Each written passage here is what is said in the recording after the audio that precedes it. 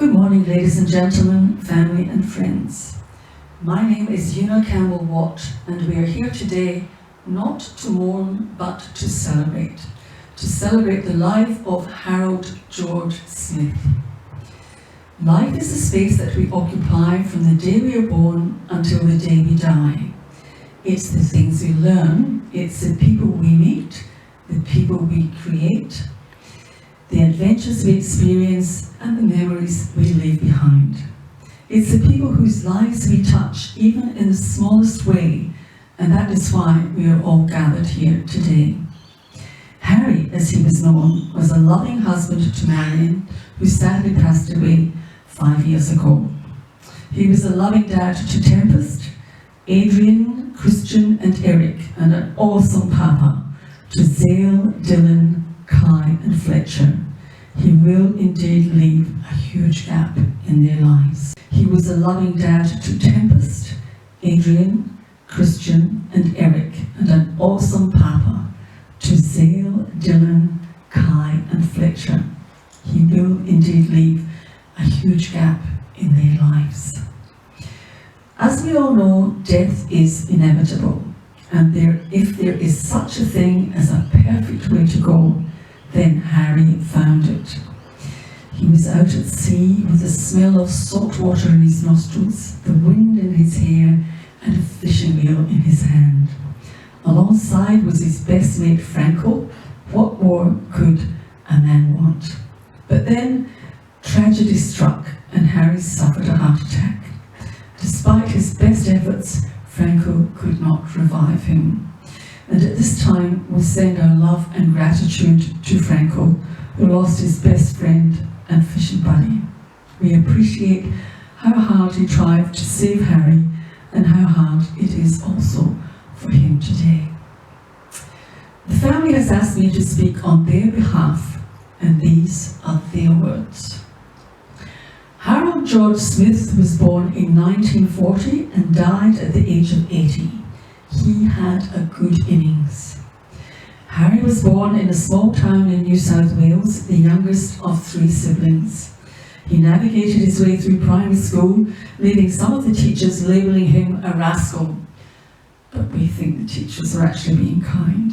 It was, however, that lovable personality that made him into the larrikin we all knew. He finished high school and took on an apprenticeship with the local electrician, and that is when he met Marion, the love of his life. Marion always told people that when Harry came to reconnect the electrical supply, he created a spark that lit up her life.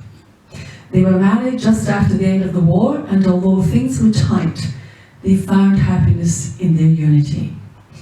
Harry had also developed a love for fishing, and many a great night was had with friends around the barbecue, enjoying the fruits of the day's catch.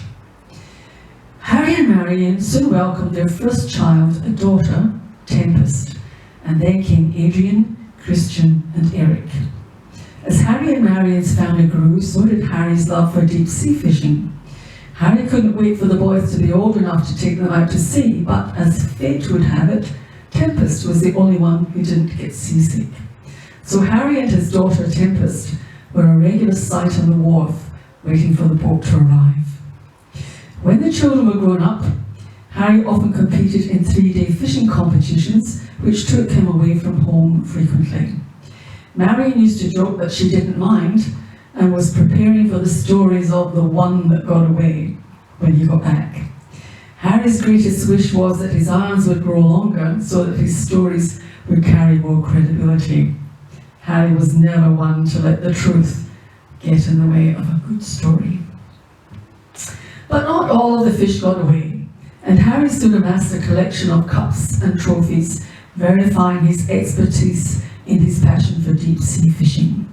And as Marion often complained about having to dust and polish them, no one could have been more proud of their husband. As Harry's children started having children of their own, no one could have been more proud of their grandchildren than Harry was. Each Christmas he would source the latest child-sized fishing rod and bestow it on each of them when he thought they were old enough to take to the seas without falling overboard.